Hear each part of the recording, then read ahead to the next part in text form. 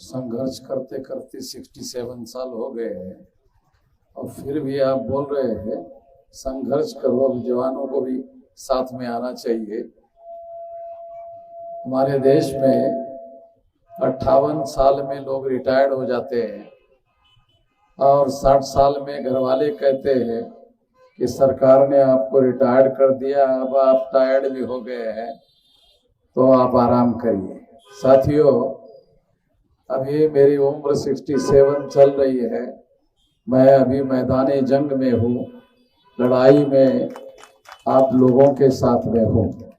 आज राष्ट्रीय परिवर्तन मोर्चा, ये जो संगठन आप सुन रहे हैं, राष्ट्रीय परिवर्तन मोर्चा, ये संगठन schedule caste, schedule tribe, other backward class और माइनॉरिटी में भी 6 प्रकार की माइनॉरिटी है। मुस्लिम, सिख, ईसाई, बुद्धिस्ट, जैन, लिंगायत, इस तरह के 6 प्रकार के माइनॉरिटीज के लोग हैं देश भर में, जिनके लिए हम लोग लड़ाई लड़ रहे हैं। तो इस तरह के लोग SC, ST, OBC और माइनॉरिटी के लोगों ने मिलकर इस देश में अलग अलग राज्यों में, अलग अलग प्रदेशों में लगभग 83 पार्टियां बनाई हैं। 83 पार्टी के लोग दिल्ली में इकट्ठा हुए और इकट्ठा होकर उन्होंने 83 पार्टी के लोगों ने मिलकर राष्ट्रीय परिवर्तन मोर्चा नाम का संगठन बनाए। तो इसमें 83 पार्टी के लोग हैं, SC, ST, OBC और माइनॉरिटी। इनकी संख्या देश में 85% है। पिछले 2019 के चुनाव में नरेंद्र मोदी की जो पार्टी है, भाजपा है, उसको केवल 37.7% वोट पड़े। मैं जो आंकड़े आप लोगों को बता रहा हूं, ये चुनाव आयोग के आंकड़े हैं। चुनाव आयोग के रिकॉर्ड में ये लिखा हुआ है कि भाजपा को 2019 के चुनाव में 37.7% वोट पड़े और हम लोगों के SC, ST, OBC माइनॉरिटी के 85% वोट है। साथियों, इस देश में विदेशों से आकर मुगलों ने राज किया। मुगल भारतीय लोग नहीं थे, मुसलमान और मुगल 2 अलग अलग बातें हैं। तो मुगल विदेश से आकर भारत में उन्होंने राज किया। मुगलों को खदेड़कर अंग्रेजों ने राज किया और अंग्रेजों को खदेड़कर 15 अगस्त 47 को ब्राह्मणों ने भारत में राज स्थापना किया। आप लोगों को थोड़ा जानकारी होना चाहिए। दोबारा बताता हूं क्योंकि ये बात कोई बताता नहीं है। विदेश से आकर मुगलों ने भारत पर राज किया और मुगलों को खदेड़कर विदेशों से आकर अंग्रेजों ने भारत पर राज किया। अंग्रेजों को खदेड़कर ब्राह्मण जो विदेशी है, उन्होंने भारत पर 15 अगस्त से राज शुरू किया। तो ब्राह्मण जो विदेशी है, उन्होंने 15 अगस्त से अपना राज शुरू कर दिया। अपना प्रधानमंत्री पंडित जवाहरलाल नेहरू को बनाया और जो विदेशी ब्राह्मण है, वो लोग कह रहे हैं, जो विदेशी है जिन्होंने अभी अपना राज कायम किया हुआ है, वो कह रहे हैं देश आजाद हो गया है। साला बड़ा अजीब किस्म की बात है। अभी देश आजाद नहीं हुआ है।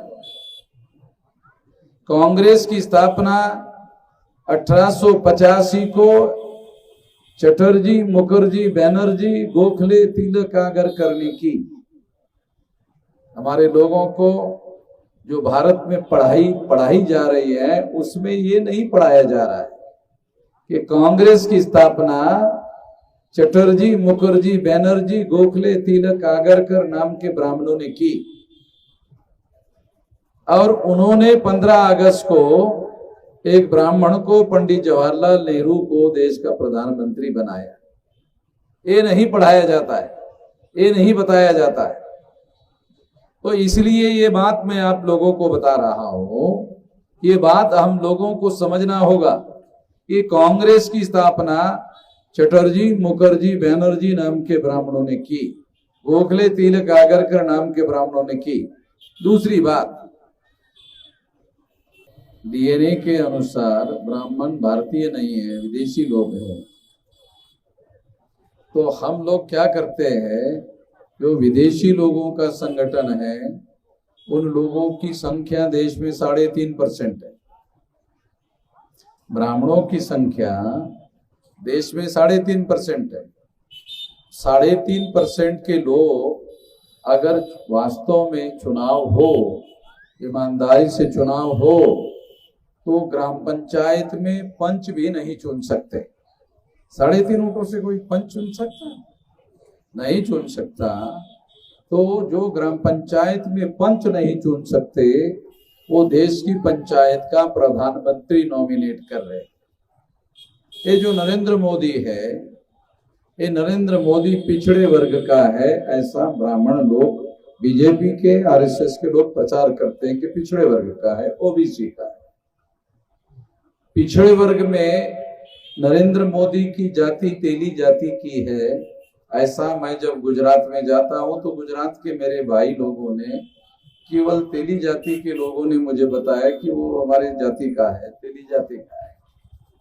तो मनुस्मृति में लिखा हुआ है, ब्राह्मणों का लिखा हुआ ग्रंथ है मनुस्मृति, कि अगर तेली का मुख देख लिया ब्राह्मण ने तो शाम को उसको नहाकर शुद्ध होना पड़ता है।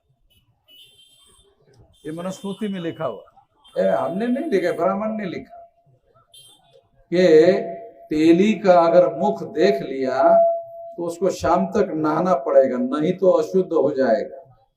तो इन ब्राह्मणों ने उसको, तेली को प्रधानमंत्री पद का कैंडिडेट बनाया और जानबूझकर बनाया कि यही तेली है जिसका हम मुंह देखना नहीं चाहते, उसको देश का प्रधानमंत्री बनाया और वो डेली देख रहे। अब डेली देखने के बाद नहाने का काम कर रहे कि नहीं कर रहे वो अभी खबर नहीं आई कि ब्राह्मण लोग जो उनको डेली देख रहे हैं उसके बदले में नहाने का काम कर रहे हैं कि नहीं कर रहे, उसका कोई पता नहीं है। तो ये क्यों कर रहे हैं? ये नरेंद्र मोदी को उन्होंने देश का प्रधानमंत्री बनाने का काम क्यों किया? तो 52% जो ओबीसी के लोग हैं, 100 में 52% ओबीसी के लोग हैं। तो 52% लोग, क्योंकि ब्राह्मणों को मालूम है ब्राह्मणों की संख्या 3.5% है, 3.5% से ग्राम पंचायत में पंच और सरपंच नहीं बनाया जा सकता, तो देश की पंचायत का प्रधानमंत्री बनाने का सवाल नहीं है। इसलिए उन्होंने सोचा कि हम लोगों को 52% लोगों का प्रतिनिधि जो है, जाति का आदमी जो है, उसको प्रधानमंत्री पद का कैंडिडेट बनाना चाहिए और 52% लोगों को कहना चाहिए कि भाई तुम्हारे समाज का आदमी को हमने प्रधानमंत्री बनने का ऐलान किया है, तुम हमारा साथ दो। तो 52% ओबीसी के लोगों ने, 52% पिछड़े वर्ग के लोगों ने भाजपा के नरेंद्र मोदी को, आरएसएस के नरेंद्र मोदी को समर्थन देकर प्रधानमंत्री बना, तो प्रधानमंत्री बन गया। अभी उसके मई महीने में जब चुनाव होगा फाइनल रिजल्ट तक, तब तक 10 साल पूरे हो जाएंगे। तो एक पिछड़े वर्ग के आदमी को, ओबीसी के आदमी को, ओबीसी के ही लोगों ने वोट देकर प्रधानमंत्री बनाया और 9 साल पूरे हो गए, 9.5 साल पूरे हो गए, 9.25 साल पूरे हो गए, मगर अभी तक 52% ओबीसी के लोगों की गिनती करने का काम नहीं किया। नरेंद्र मोदी ने ये 52% ओबीसी की गिनती करने का काम नहीं किया। आप सोचते होंगे फिर ये आपने 52% कहां से लाया? अरे तो अंग्रेजों ने जो गिनती किया था उसके आधार पर बता रहा। अंग्रेजों ने गिनती किया, 15 अगस्त को भारत का विभाजन हो गया, भारत के 2 टुकड़े हो गए, एक पाकिस्तान हो गया, एक भारत हो गया। एक पाकिस्तान हो गया, एक भारत हो गया। आरएसएस वाले कहते हैं एक पाकिस्तान हो गया, एक हिंदुस्तान हो गया। गलत बात है। हमारे लोगों को भी, बहुत सारे लोगों को कौन सा शब्द प्रयोग करना चाहिए अभी समझ में नहीं आता। तमाम मुसलमान लोग भी हिंदुस्तान हिंदुस्तान हिंदुस्तान कहते रहते हैं। मुसलमान लोग भी गलत करते थे, गलत कहते हैं कि एक तो पाकिस्तान है बाकी हिंदुस्तान है। तो मुसलमानों को पूछा जाना चाहिए, अगर बाकी बचे हुए देश का नाम हिंदुस्तान है तो मुसलमानों को पूछना चाहिए तुम हिंदू हो क्या? तो नहीं है, हिंदू तो नहीं है, फिर कौन हो? ये मुसलमान। अगर तुम मुसलमान है तो फिर ये सारे देश का नाम, जिसमें तुम्हारी संख्या 15% है, सारे देश को हिंदुस्तान हिंदुस्तान क्यों कह रहे हो? बाबा साहब अम्बेडकर इस बात को जानते थे, हिंदुस्तान इस देश का नाम नहीं है। बाबा साहब अम्बेडकर इस बात को जानते थे, इस देश का नाम हिंदुस्तान नहीं है। इसलिए बाबा साहब अम्बेडकर को जब संविधान लिखने का मौका मिला तो उसने पहला लाइन लिखा, पहली line, India that is a Bharat, India that is a Bharat. इसलिए कह रहा हूं हमारे देश का नाम हिंदुस्तान नहीं है, हमारे देश का नाम भारत है। भारत क्यों है? क्योंकि इसमें एससी, एसटी, ओबीसी, माइनॉरिटी, ब्राह्मण, क्षत्रिय, वैश्य सारे लोग मिलकर रहते हैं, तो भारत है। तो हम लोगों को ये ठीक से चीजें समझनी होगी। आरएसएस के लोग पहले इसे भारत को बदलकर हिंदुस्तान बनाना चाहते हैं, फिर हिंदू राष्ट्र बनाना चाहते हैं। तो हिंदू राष्ट्र और हिंदू बनाकर वो ब्राह्मणों के धर्म शास्त्रों का राज हम लोगों पर थोपना चाहते हैं। ब्राह्मणों के धर्म शास्त्रों इस देश में वर्ण व्यवस्था बनाई, ब्राह्मण, क्षत्रिय, वैश्य, शूद्र, ये ब्राह्मणों ने बनाई। इस देश में ये वर्ण व्यवस्था, ये ऐसी वर्टिकल व्यवस्था है, ऐसी हॉरिजॉन्टल नहीं है। अगर हॉरिजॉन्टल होती तो सारे वर्ण बराबर होते। ये ऐसी खड़ी है, कोई ऊपर है, कोई उसके नीचे है, कोई उसके नीचे है, कोई सबसे नीचे है, शूद्र। तो ये 4 वर्ण की व्यवस्था, देश को विभाजित करने वाली व्यवस्था ब्राह्मणों ने बनाई। ये ध्यान रखो। जब ब्राह्मण कहते हैं हिंदू मुसलमान, तो इसका मतलब है वो देश को विभाजित करने का षड्यंत्र कर रहे हैं। हिंदू मुसलमान की थ्योरी ने 15 अगस्त 47 को भारत और पाकिस्तान का विभाजन करवाया। बहुत खास बात बता रहा हूं, ध्यान से सुन लो, ध्यान से समझ लो। हिंदू मुसलमान की जो थ्योरी है, सिद्धांत है, उसने 15 अगस्त 47 को भारत और पाकिस्तान 2 टुकड़े किए। हिंदू मुसलमान का जो सिद्धांत है, ये भारत का विभाजन करने वाला सिद्धांत है। ध्यान रखो। और इसीलिए बाबा साहब अम्बेडकर ने संविधान के पहले लाइन में लिखा, India that is a Bharat. तो भारत में रहने वाले लोग जो है वो हिंदुस्तानी नहीं, भारतीय लोग हैं। ये ध्यान रख करके हम लोगों को विचार करना चाहिए, व्यवहार करना चाहिए और अपना काम करना चाहिए। तो ऐसी विचारधारा रखने वाली जो पार्टियां है, लगभग 83 पार्टी के लोगों ने मिलकर दिल्ली में राष्ट्रीय परिवर्तन मोर्चा नाम का संगठन बनाया। ये राष्ट्रीय परिवर्तन मोर्चा शेड्यूल कास्ट के लोगों का है। शेड्यूल कास्ट में भी 803 जातियां है। ये भी हमारे लोगों को मालूम होना चाहिए। शेड्यूल कास्ट में बहुत बड़े पैमाने पर, शेड्यूल कास्ट में बहुत बड़े पैमाने पर schedule caste, schedule tribe, other backward class और माइनॉरिटी, इन लोगों की 6000 जातियां है और इन लोगों ने 6000 जाति के टुकड़ों में हमारे लोगों को बांटा। तो हम लोगों को ये समझना होगा कि जिन लोगों ने हम लोगों को 6000 जाति के टुकड़ों में बांटा, ब्राह्मण हम लोगों को कहते थे कि अंग्रेजों ने हिंदू मुसलमान 2 टुकड़ों में बांटा। मैं आपको बताना चाहता हूं, अगर अंग्रेजों ने हिंदू मुसलमान 2 टुकड़ों में बांटा था तो ब्राह्मणों ने 6000 जाति के टुकड़ों में बांटा। आप अंग्रेजों को गलत कहते हो, मैं भी कहता हूं अंग्रेज गलत थे, तो उन्होंने हिंदू मुसलमान 2 टुकड़ों में बांटा, गलत थे। मगर ब्राह्मणों ने हम लोगों को, मूल निवासियों को 6000 जाति के टुकड़ों में बांटा। तो इन लोगों ने 6000 जाति के टुकड़ों में बांटा। 2 टुकड़ों में बांटने वाले लोग घटिया लोग थे और 6000 टुकड़ों में बांटने वाले लोग महाघटिया है।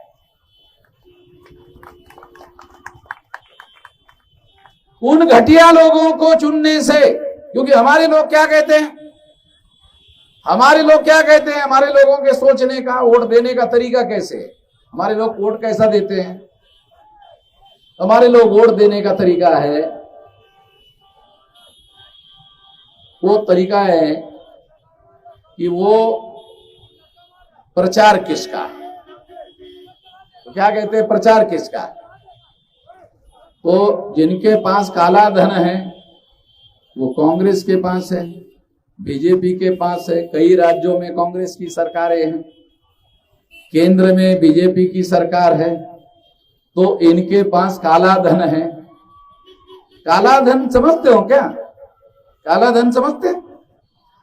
ये जो नोट है आपको बताता हूं, थोड़ा आपको समझ में आ जाए इसलिए बताता हूं। ये नोट काला है क्या? नहीं है ना।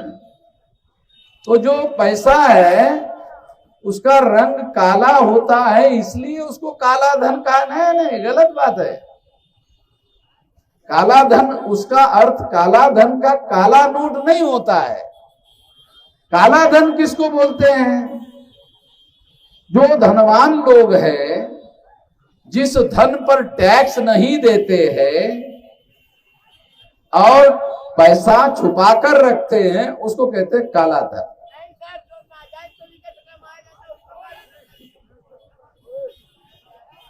अरे नहीं बोलने दो। अरे भाई, ए भाई, उससे क्यों उलझ रहे हो? उसको भी बोलने दो ना।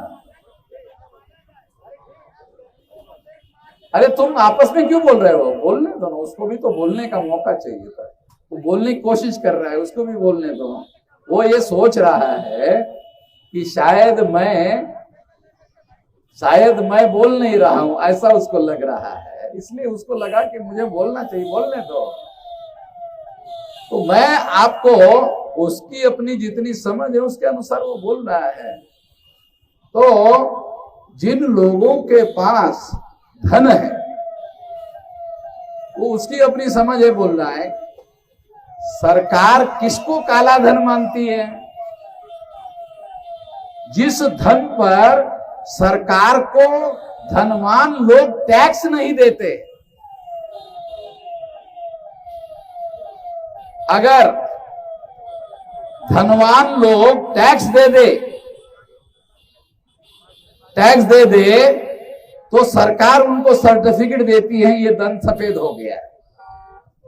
आप लोगों को समझना चाहिए कि अगर सरकार 100 रुपए में से 30 रुपया सरकार को दे दे तो वो आपको सर्टिफिकेट दे देती है कि हाँ ये सफेद हो गया। तो इस तरह से जो काला धन जिनके पास है वो पैसा छुपाया हुआ है, टैक्स पे नहीं कर रहा है, तो उसको काला धन कहते हैं। और ये जो काला धन है वो चुनाव में सबसे ज्यादा इस्तेमाल किया जाता है। 5 साल तक जो काला धन होता है वो जमा करते हैं और चुनाव में हमारे लोगों का वोट खरीदने के लिए पैसा देते हैं। हमारे लोगों का वोट जो खरीदने के लिए कितने रुपए में वोट खरीदते हैं? 500 रुपए में एक वोट खरीदते, कहीं कहीं 100 रुपए में खरीदते हैं, कहीं 200 रुपए में, जिसकी औकात जितनी होती है उसके अनुसार बेचता है। किसी की ज्यादा औकात होती है तो ज्यादा लेकर बेचता है। तो ज्यादा से ज्यादा 500 रुपया में वोट बेचता है। अगर परिवार में 5 वोट है तो उसको 2500 रुपया मिलते हैं। तो एक आदमी को अगर मान लो 500 मिल गया तो वो 5 साल के लिए आपको राज करने के लिए मौका देता है। तो 1 साल के कितने दिन? 360 दिन, कम से कम 360 दिन 1 साल के होते हैं। 5 साल के अगर आप गिनती करो तो ये 1800 के लगभग 5 साल के 1800 दिन होते हैं। तो 1800 दिन के लिए आपको 500 रुपया देते हैं। 1800 दिन का 500 तो 1 रुपए में कितना पैसा आ गया?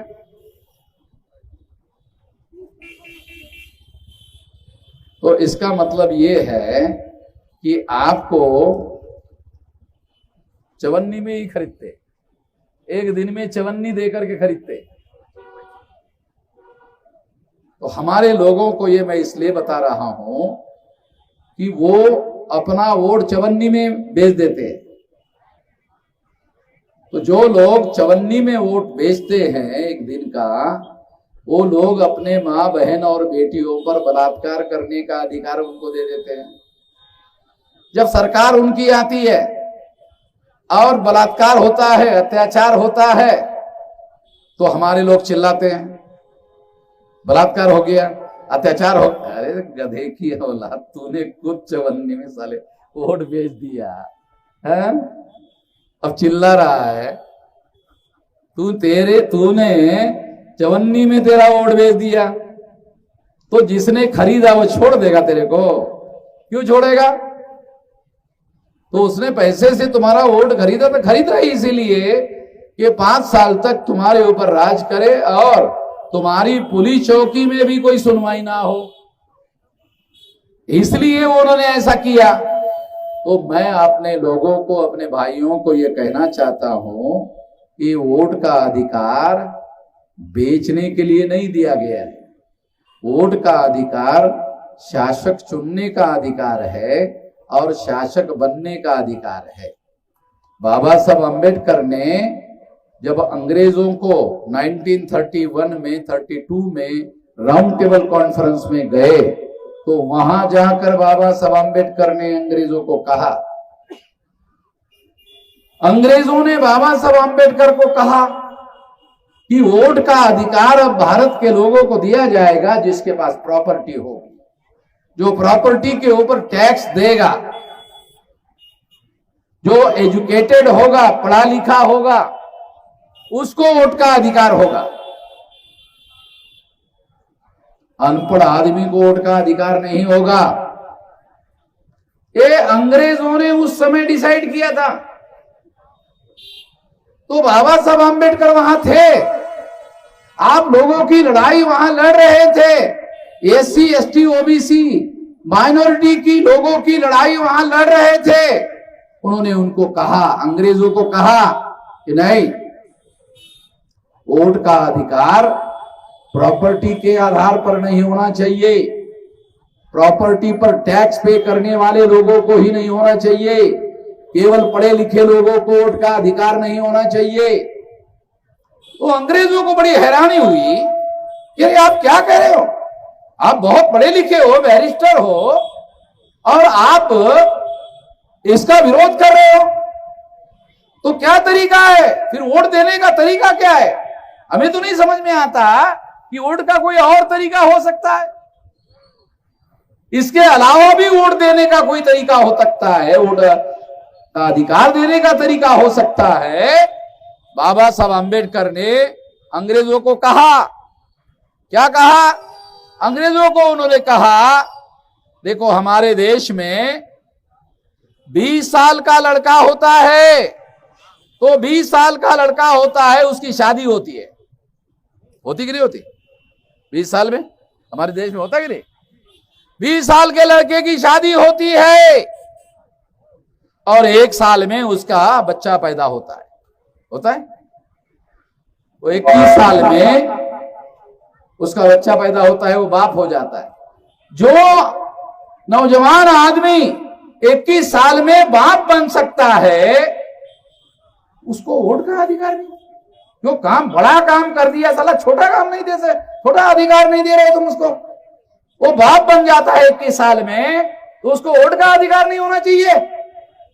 और बाप बनने के लिए पढ़ा लिखा होना जरूरी नहीं, बाप बनने के लिए केवल पति होना जरूरी है।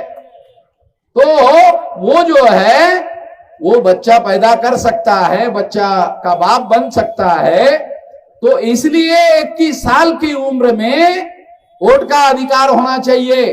तो उसका नाम बाबा साहब आंबेडकर ने दिया एडल्ट फ्रेंचाइज, प्रौढ़ मताधिकार। जिसकी उम्र 21 साल हो गई उसको वोट का अधिकार होना चाहिए।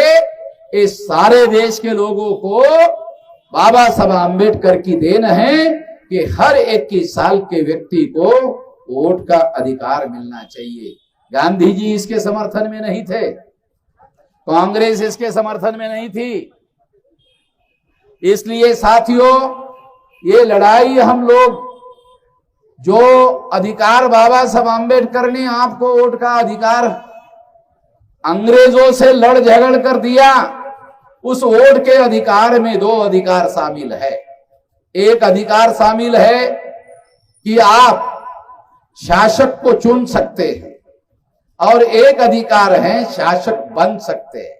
शासक चुन सकते हैं, शासक बन सकते हैं। तो साथियों, 84 तक हमारे लोगों ने 1950 को संविधान लागू हुआ और हर 21 साल के व्यक्ति को वोट का अधिकार बहाल हुआ। जैसे ही बाबा साहब आंबेडकर को संविधान लिखने का मौका मिला, हर 21 साल के व्यक्ति को, चाहे स्त्री हो चाहे पुरुष हो, अगर उसकी उम्र 21 साल है तो उसको वोट का अधिकार बहाल हुआ। और उस वोट के अधिकार में 2 अधिकार शामिल है, शासक बनने का, शासक चुनने का। तो 84 तक हमारे लोगों ने दूसरे लोगों को शासक चुनने का काम किया, दूसरे लोगों को शासक चुनते रहे। 84 में मान्यवर काशीराम जी ने बहुजन समाज पार्टी बनाई। 84 में मान्यवर काशीराम जी ने बहुजन समाज पार्टी बनाई, और पार्टी बनाकर उन्होंने कहा कि आज तक आप दूसरों को शासक चुनते रहे, मगर अब हम लोग दूसरों को शासक नहीं चुनेंगे। हम अपने लोगों को शासक बनाने के लिए बहुजन समाज पार्टी हमने बनाई। और काशीराम जी ने पूरा ताकत लगाकर मायावती को 4 बार उत्तर प्रदेश का मुख्यमंत्री बनाया। काल्पनिक बातें नहीं कह रहा हूं, 4 बार मायावती को मुख्यमंत्री बनाया।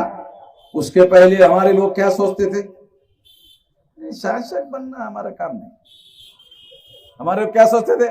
नहीं, शासक बनना हमारा काम थोड़ी है, शासक बनना हमारा काम नहीं है, ऐसा हमारे लोग सोचते थे।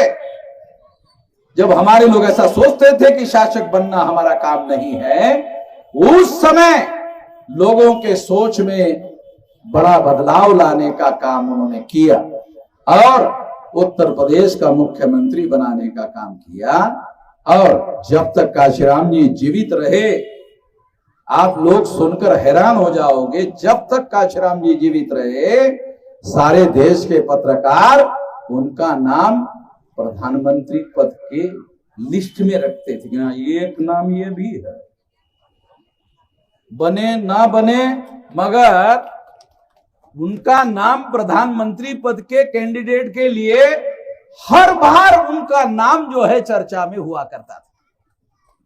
यानी उनको मालूम था कि काशीराम जी को केवल थोड़ा मौका मिलना जरूरी है, अगर मौका मिल जाता तो उनको प्रधानमंत्री बनने से कोई नहीं रोक लगा सकता था। तो निश्चित रूप से ये काम काशीराम जी के द्वारा इस देश में हुआ। कौन सा? हमारे लोग भी प्रधानमंत्री बन सकते।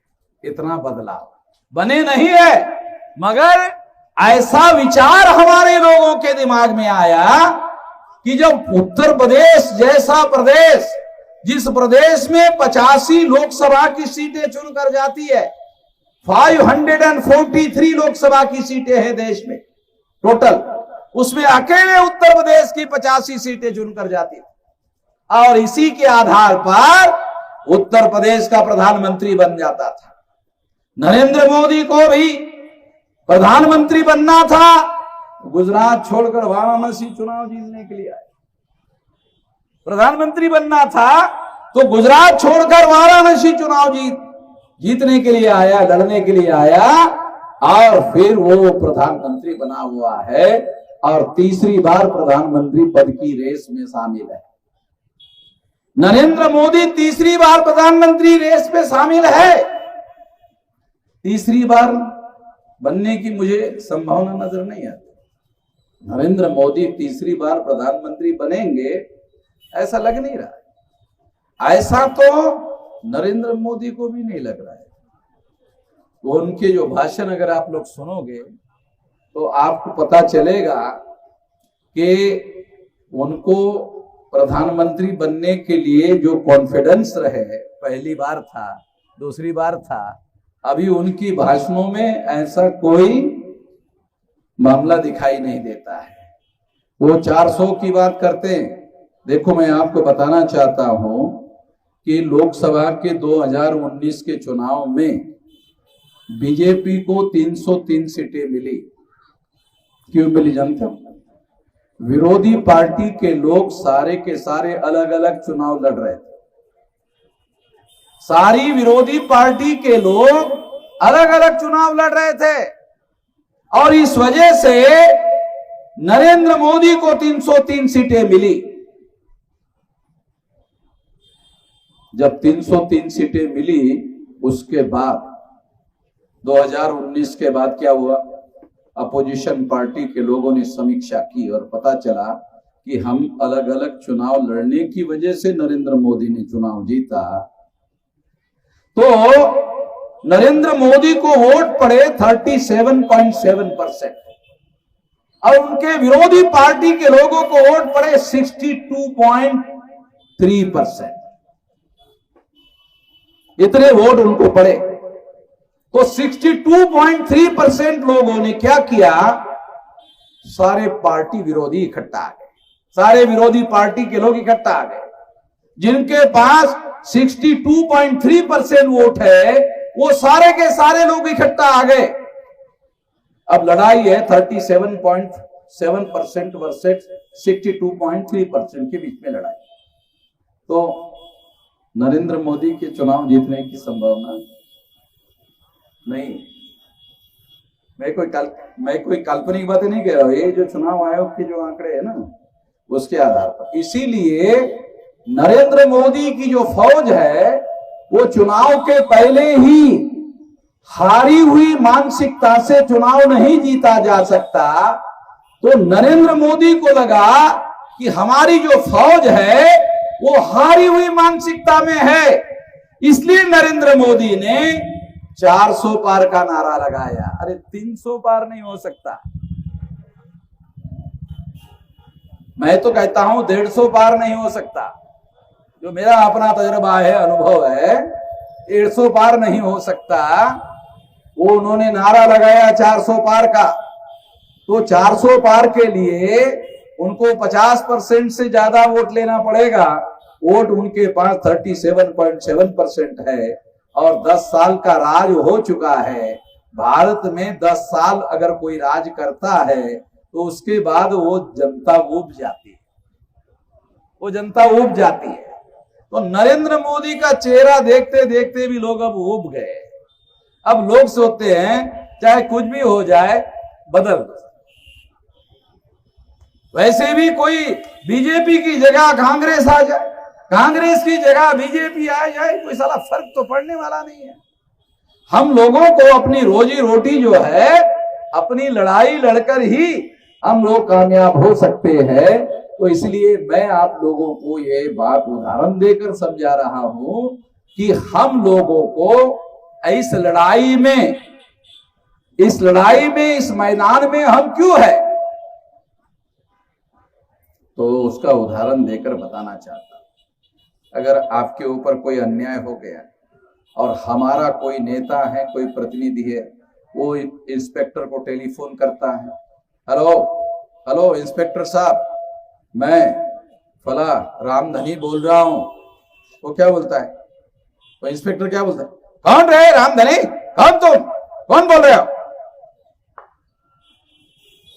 तो फिर वो दोबारा बोलता रामधनी, वो पिछले लोकसभा के चुनाव में मैं लड़ा था तो मुझे 50,000 वोट पड़े थे, ऐसा कहता है दोबारा। तो इंस्पेक्टर क्या कहता है? सर आपका आवाज मुझे ठीक से नहीं सुनने में आया था, आजकल मोबाइल में प्रॉब्लम हो रहा है सर, आपका आवाज जो है ना ठीक से समझ में नहीं आ रहा था। वैसे मैं आपका आवाज पहले से जानता हूं, आप आ जाइए सर, आपका आप हुकुम करिए सर, आपका जो काम है हम लोग कर देंगे। अरस में कि हारने वाला जो आदमी है उसको भी वोट पड़ता है। किसी को 3 लाख पड़ गए, तो किसी को 2.5 लाख पड़ गए, किसी को 2 लाख पड़ गए, किसी को 50,000 पड़ गए। तो जिसको जितना वोटर परसेंटेज पड़ेगा उसका उतना वजन होता है। कि आज के चुनाव में मान लो जिसको 50,000 पड़ा, अगले चुनाव में 1 लाख पड़ा, तीसरे चुनाव में 2 लाख पड़ा, तो प्रशासन में बैठे हुए अधिकारी क्या सोचते हैं? अरे आदमी अगले चुनाव में चुनाव जीत जाएगा, वो पहले ही उसको नमस्कार करना शुरू कर देते हैं। आपको चुनाव का गणित समझा रहा हूं, इसलिए हमारे लोग क्या सोचते हैं वो बता, अरे तो हारने वाला है, इसको वोट देने से क्या होने वाला है। हमारे लोगों का सोच, जो हमारे SC ST OBC माइनॉरिटी के लोग हैं ना, वो कैसा सोचते, अरे तो हारने वाला है, इसको वोट देने से क्या होगा। तो मैं आप लोगों को बताना चाहता हूं,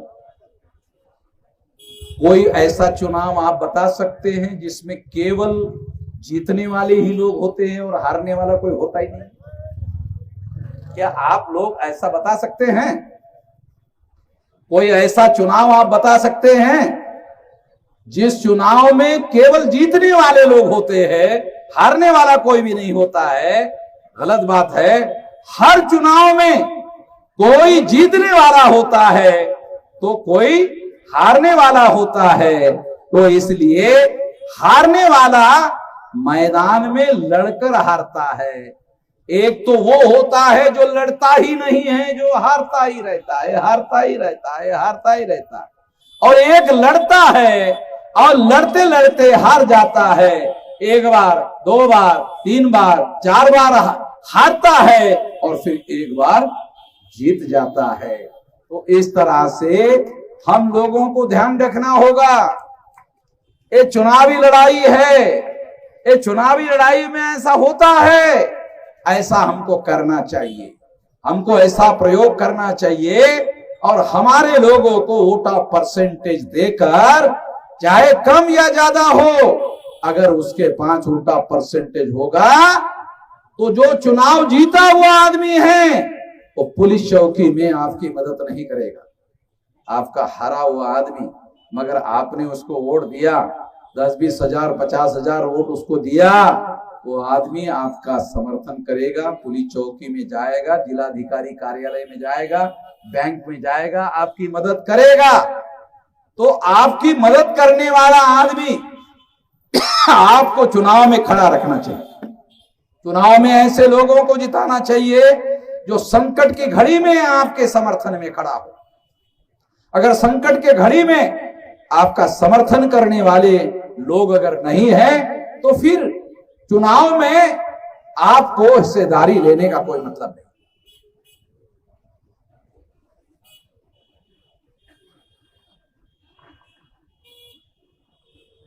साथियों,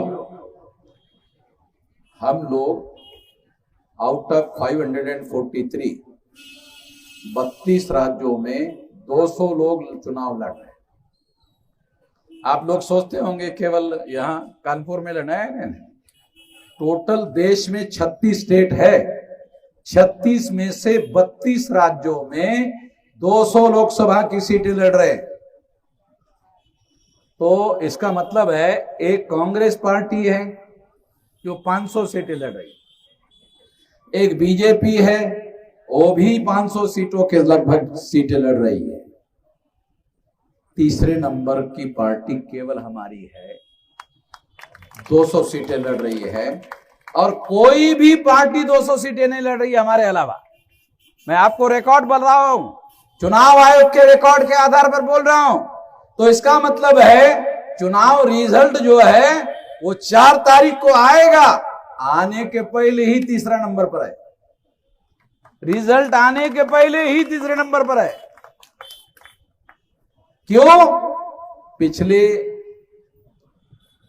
50 साल से इतना विशाल संगठन हमने खड़ा किया, संगठित शक्ति निर्माण करने का काम किया, और दिल्ली में हमने लाखों लोगों का मोर्चा लेकर गए, चुनाव आयोग पर लाखों लोगों का मोर्चा लेकर गए, ईवीएम की गड़बड़ी को रोकने का काम हमने किया, और ईवीएम के संबंध में पहली लड़ाई लड़ने वाले लोग हम हैं।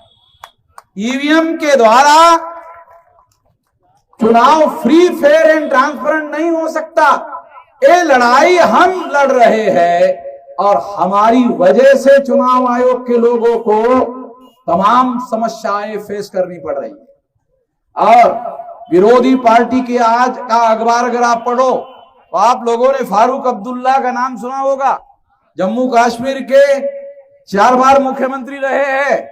उसका आज बयान है कि अगर हमारी सरकार आई तो आते ही ईवीएम मशीन हटा देंगे। तो आज ईवीएम मशीन का मुद्दा राष्ट्रीय स्तर का मुद्दा अगर बना है तो हमारी वजह से बना।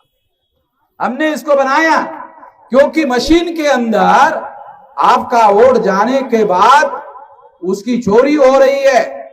चुनाव आयोग के लोग ये बात निश्चित रूप से, क्योंकि ये बात जो मैं कह रहा हूं मैं नहीं कह रहा हूं, ये मामला 8 अक्टूबर 2013 को सुप्रीम कोर्ट ने निर्णय दिया, और सुप्रीम कोर्ट ने यह निर्णय में लिखा ईवीएम मशीन के द्वारा फ्री, फेयर एंड ट्रांसपेरेंट चुनाव नहीं हो सकता। ये सुप्रीम कोर्ट का जजमेंट है, ये मेरी बात नहीं है, सुप्रीम कोर्ट कह रही है।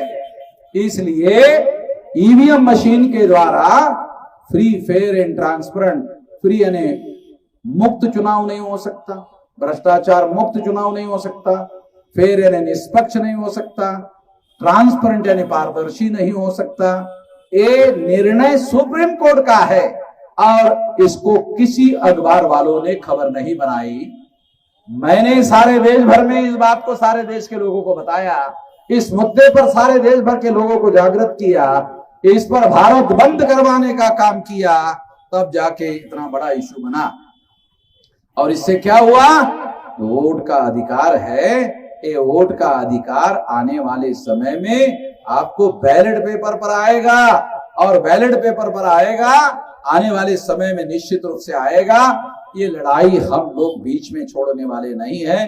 बैलेट पेपर की लड़ाई हम लड़ते रहेंगे। जब तक बैलेट नहीं आता है ये लड़ाई हम लड़ते रहेंगे और एक दिन निश्चित रूप से ये लड़ाई हम जीतेंगे, यकीन के साथ ऐसे कहा जा सकता है। साथियों, मैं और लंबी बात कहे बगैर आखिरी बात कहना चाहता हूं। हम दूसरों को 1950 से वोट दे रहे, दूसरों को दे रहे। दूसरे लोगों ने हम लोगों का कभी कोई विकास, कोई कल्याण करने का काम नहीं किया। दूसरा, हजारों सालों से जिन्होंने वर्ण व्यवस्था, जाति व्यवस्था बनाई और हम लोगों को दबा कर रखा, नीच बना कर रखा और 6000 जाति के टुकड़ों में बांट कर रखा, गुलाम बना कर रखा, उनकी पार्टियों को वोट देने से हमारा दुश्मन ताकतवर होता है। कोई भी समझदार आदमी अपने दुश्मन को ताकतवर नहीं बनने देगा। कोई भी समझदार आदमी, पढ़ा लिखा हो, अनपढ़ हो, कोई भी हो, कोई भी समझदार आदमी अपने दुश्मन को ताकतवर नहीं बनाएगा, क्योंकि दुश्मन जब ताकतवर बनता है तो वो आपको रगड़ने का काम करेगा। तो ये तो कोई समझदारी की बात हुई नहीं। इसलिए मैं ये आखिरी बात आपको कह रहा हूं कि आप सोचते होंगे कि ये जो कैंडिडेट यहां पर खड़ा है, ये कैंडिडेट को वोट देने से तो ये कैंडिडेट तो हार जाएगा। हो सकता है हार जाएगा, मगर तुम पहले से हार जाएगा ऐसा कहकर क्यों सोचते हो? Schedule caste, schedule tribe, backward class और माइनॉरिटी, इन सब लोगों के वोट 85% है। जब 100 में 85% वोट है और 37.7% वोटों से मोदी प्रधानमंत्री बना, तो हमारे जब इतने परसेंटेज वोट है तो हम लोग क्यों कह रहे हैं कि हमारा आदमी चुनाव हार जाएगा? हमको तो ऐसा नहीं कहना चाहिए। हमको ये कहना चाहिए हमारे वोट ज्यादा है इसलिए हमारा ही कैंडिडेट जीतेगा, और हमारा ही कैंडिडेट जीतेगा तो हमारे जीतने वाले कैंडिडेट को ही हम लोगों को पूरी ताकत के साथ वोट देना चाहिए। और अगर आप ऐसा करते हो तो आप चुनाव के पहले भी जीत सकते हो और चुनाव के बाद भी जीत सकते हो। हमारा कैंडिडेट चुनाव जीते तो भी आपकी लड़ाई जीत जाएगी। हमारा कैंडिडेट अगर हार गया तो भी हम आप लोगों की लड़ाई छोड़ने वाले नहीं। ये लड़ाई हमारी जारी रहेगी और तब तक जारी रहेगी जब तक हमारे लोगों की मुकम्मल आजादी हासिल नहीं होती। जो लोग ऐसा कहते हैं कि 15 अगस्त 47 को देश आजाद हो गया, मैं नहीं मानता। मुगल विदेशी थे, चले गए, अंग्रेज विदेशी थे, चले गए, ब्राह्मण विदेशी है, अभी भी है। तो अब देश आजाद नहीं हुआ है, देश को आजाद करने की जरूरत है। तो हमारी आजादी की जंग जारी रहेगी। इस आजादी की जंग के लिए हम ये चुनाव लड़ रहे हैं। आप साथ सहयोग करोगे, सफलता के लिए आप मदद करोगे, इस आशा और विश्वास के साथ आपने मेरी बात ध्यान से सुनी, इसके लिए आभार, धन्यवाद।